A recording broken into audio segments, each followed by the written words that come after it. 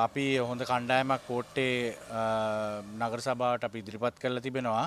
ඉතින් අපි කෝට්ටේ ජනතාවෙන් ඉල්ලා සිටින්නේ දැන් ඡන්ද දෙකක් බොරු කියලා ඡන්ද වලට මේ අපේ ජනතාව රැවට්ටුවා. ඉතින් ඒ ජනතාවට දැන් තියෙනවා මේ මැතිවරණේ පොඩි සිග්නල් එකක් දෙන්න පුළුවන් යන විදිහ වැරදි. මොකද අපි දන්නවා දැන් බඩු මිල අඩු කරනවායි කියලා කිව්වා ආපු හැටිය දැන් බජට් එකක් ඉවරුණා. බඩු මිල අඩු වුන්නේ නැහැ, ටැක්ස් එක අඩු වුන්නේ නැහැ. අපි දැක්කා මහමැතිවරණ වෙලාවේ මේ අපේ අනුර කුමාර දිසානායක මහත්තයා සහ ආණ්ඩුව කිව්වා වැට් එක අයින් කරනවායි කිව්වා. ඒ වුණාට වැට් එක තාම තියෙනවා.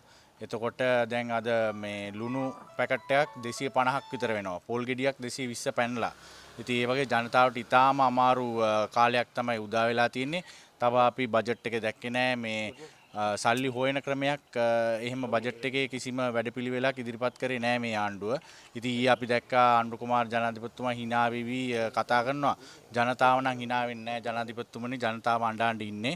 ඒ නිසා ජනතාවට අපි ඉල්ලා සිටින්නේ අපි තරුණ කණ්ඩායමක් ඉන්නවා. ඒ නිසා කෝට්ටේ ජනතාවට අපි ඉල්ලා සිටින්නේ මේ වෙලාවේ සිග්නල් එකක් දෙන්න හොඳම වෙලාව මේ ආණ්ඩුවට.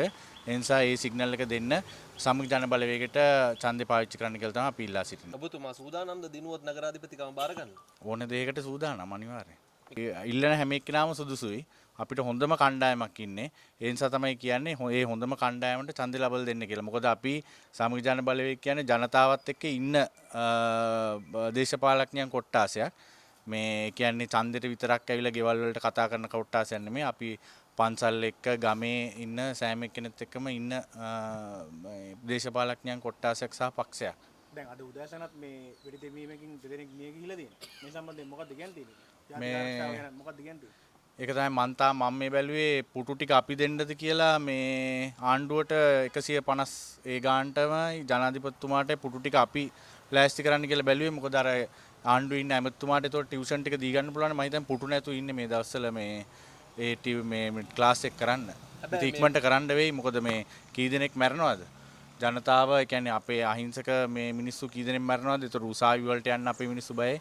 ඒ වගේ ප්‍රශ්න ගොඩක් ගැටලු ගොඩක ඉන්නේ. ඉතින් ඒ ඔක්කොම ගැටලු ඇස්සේ ජනාධිපතිතුමා ඇවිල්ලා hina වෙවි පාර්ලිමේන්තුවේ කිසිම ප්‍රශ්නයක් නැහැ වගේ කතා කරනවා. හැබැයි දැන් මේ ආණ්ඩු පක්ෂය කියන්නේ ජාතික ජන බලවේගය කියන්නේ උන්ට ගමේ බලයත් ඕන කියලා. ඔව්. ගමේ බලය නැතුව මේ වැඩේ කරන්න බෑ වගේ කතාවක් ඊයේ අපි දැක්කා. දැන් අපි දැක්කනේ මහත්තයා කියනවා. ඔව් අපි දැක්කනේ දැන් ජනාධිපතිතුමා පාර්ලිමේන්තු මැතිවරණ මොනවද කිව්වේ?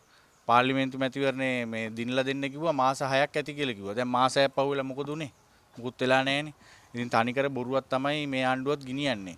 ඒ කියන්නේ බොරු මං හිතන්නේ මෙච්චර බොරු කියපු දේශපාලන පක්ෂයක් හිටියයි කියලා මේ 76 අවුරුද්ද තුල. ඓතිහාසික කතාවක් කරා කියලා කිව්වේ ජනාධිපතිතුමා ඊයේ.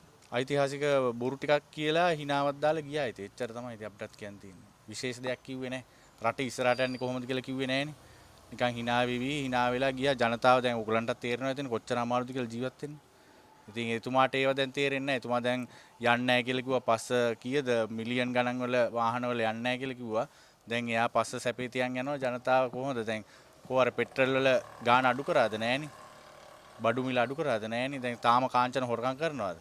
තාම රනිල් වික්‍රමසිංහව CIDට ගෙන්න ගන්න බැරි වුණානේ. මහින්ද රාජපක්ෂව තාම ගෙදරින් එළියට දා ගන්න බැරි වුණා. ලියුම යවා ගන්න බැරි වුණා. ඉතින් වැඩක් නැහැනේ කතාවල කයිවාරු විතරයි ඉතින්.